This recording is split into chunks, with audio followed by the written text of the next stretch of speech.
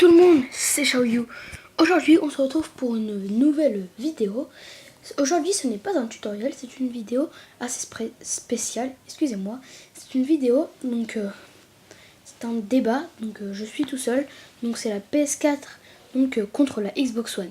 Donc tout d'abord vous allez avoir un petit aperçu des deux consoles. Donc là la Xbox One en l'occurrence. Donc voilà, donc comme vous pouvez le remarquer... Comme vous allez pouvoir le remarquer, elles ont un design assez proche, voilà. Ils sont tous les deux un seul coloris pour le moment. Donc c'est le noir, donc pour la PS4 et la Xbox One. Donc voilà. Donc en tout cas oui, je vous disais que c'était une vidéo donc quand même assez spéciale. Donc c'est un débat. Donc ce débat sera découpé donc en plusieurs parties. Donc nous allons étudier plusieurs critères. Donc nous avons plusieurs points. Alors tout d'abord nous avons la manette, le hardware, le software, les exclus et la console. Enfin, voilà. Donc comme je vous le disais, on va découper cette vidéo en 5 parties car il y a 5 critères à définir donc pour savoir quelle est la meilleure console. Donc là nous allons commencer par le service et le package. Donc voilà, vous voyez à peu près à quoi ressemble l'Xbox One sous plusieurs de ces aspects. Donc voilà. Donc il faut savoir tout d'abord que l'Xbox One est livrée pour toute précommande est livrée avec le jeu donc FIFA 14. Donc c'est vraiment pas mal, voilà. Donc ça coûte 499 € la PS3. La Xbox 360. Mais par contre vous pouvez avoir plusieurs jeux, une autre manette et le truc là pour la PS4 au même prix que la Xbox One. Donc c'est pareil. Donc il y a un abonnement online. Donc il est à 50 € pour la PS3 et 60 € pour la Xbox One. Donc là la PS4 marque 1 point. Donc nous avons un total de 3 points pour la PS4 et 1 point. Car son service, son prix est bas. Donc voilà. Donc nous allons passer au prochain critère. Donc la manette. Donc là vous avez un aperçu des deux manettes. Donc qui restent quand même assez proches. Hein. À part il y a quelques petites nouveautés sur la manette de PS4 par rapport à la manette de PS3. Mais la manette de Xbox One, à part son design, n'a pas vraiment changé. Donc voilà. Donc alors tout d'abord je tiens à préciser que la manette de PS4 a un haut-parleur. Donc c'est-à-dire que le son ne sort plus de la télé ou de la console, il sort directement de la manette. Donc c'est vraiment c'est très intéressant comme concept, excusez-moi, car la manette, vous entendez mieux le son. Donc voilà, et ça consomme moins de batterie. Donc là vous avez quelques photos de la manette de PS4, donc sous ses différents aspects. Donc voilà, donc elle est assez bien. Donc il y a plusieurs nouveautés. Donc il y a un pavé tactile. Donc voilà, comme on peut le constater sur les joysticks. Alors il y a des petits rebords, donc pour pas que les doigts ne glissent.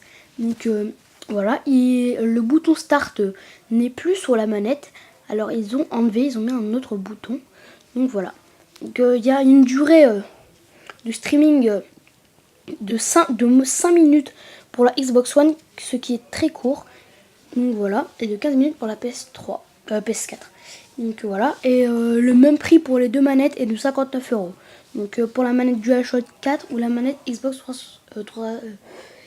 One. Excusez-moi, franchement, je dis un peu n'importe quoi. Donc voilà, donc il y a 7 points pour la PS4 et 4 points pour la Xbox One au niveau de la manette. Donc voilà. Donc pour l'instant vous pouvez constater qu'au niveau des comptes la PS4 est largement au-dessus. Donc là nous allons passer au prochain critère, donc le hardware. Donc voilà, donc là vous avez une petite photo de la Xbox One, je m'embrouille vraiment, excusez-moi, de la PS4 et de la manette. Donc voilà, là vous avez un aspect de la Xbox One et de sa manette. Voilà, donc comme la PS4. Donc comme vous pouvez le constater, les consoles sont assez proches. Donc pour la Xbox, il y a 5 Go, donc 1,7 teraflop. Et pour la PS4, il y a 7 Go et 1,8 teraflop. Donc c'est quand même au niveau du hardware. Donc la PS4 est quand même largement mieux placée que la Xbox One. Donc voilà. Que pour l'instant, la PS4 gagne sur tous les terrains. Donc voilà. Et par contre, la Xbox One l'emporte car elle a une sortie spéciale, donc qui est spécifique à la Xbox One. Donc c'est-à-dire que voilà, c'est une sortie spéciale. Excusez-moi.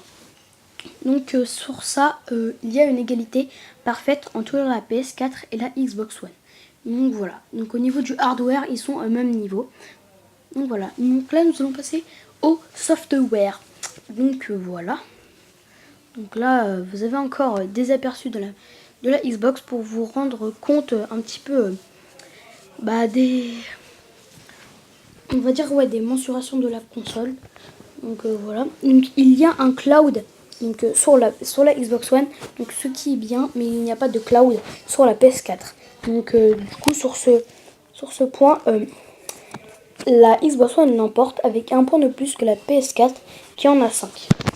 Donc là, nous allons passer à la partie la plus personnelle, donc c'est-à-dire les exclus, donc celles qui ont, d'après moi, le plus ou moins de chances de avoir du succès. Donc nous allons passer aux exclus de la Xbox One. Donc nous avons Call of Duty Ghost, donc et BF4, qui sortiront largement avant sur la Xbox One que sur la PS4.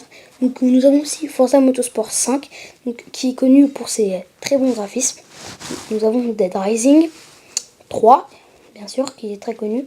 Donc Rise, Son of Rome, donc qui est un jeu assez bien connu. Donc Titanfall, même si ça ne risque pas d'être une exclue totale, car il risque de sortir 6 mois après. Donc Sunset Overdrive, donc voilà. Voilà, nous avons Sunset Overdrive. Donc là, je vous montre un petit peu des screenshots de quelques jeux. Donc Halo 5, donc, ce qui est vraiment très attendu. Donc voilà. Et Gears of War 3. Donc nous allons tout d'abord passer aux exclus de la PS4. Donc Killzone Shadowfall, donc qui est un FPS. Donc voilà. Drive Club. C'est un peu le même principe que GTA, mais pas vraiment. Donc The Order 1886. Knack, très bon jeu. Hein. Et Beyond Two Souls. Donc voilà, Beyond Two Souls qui est une exclusivité donc à la PS3 et à la PS4. Donc voilà, tout à fait comme The Last of Us. Donc voilà. Nous avons aussi God of War, donc Infamous Second Son. Donc voilà. Donc il y a vraiment plein de jeux. Donc Planet Side 2. Donc voilà. Et voilà. Donc sur le niveau total, donc nous avons 34 points pour la Xbox, pour la PS4 qui l'emporte et 15 points au niveau des jeux. Donc la PS4 est la gagnante, grande gagnante. Donc si vous voulez une console avec des horizons ouverts et des jeux indépendants, donc je vous conseille vraiment la PS4 qui a un très grand panel, on va dire, de jeux donc indépendants, qui n'est pas du tout le cas de la Xbox One. Donc passons à la Xbox One, excusez-moi. Donc pour la Xbox One, donc si vous aimez les grosses licences, donc Halo, FIFA, les DLC en avance et une console familiale, car il faut savoir que la Kinect est fournie. Donc je vous conseille à la Xbox One. Donc c'était tout pour cette vidéo. Allez, coucou tout le monde, c'était Xiaoyu.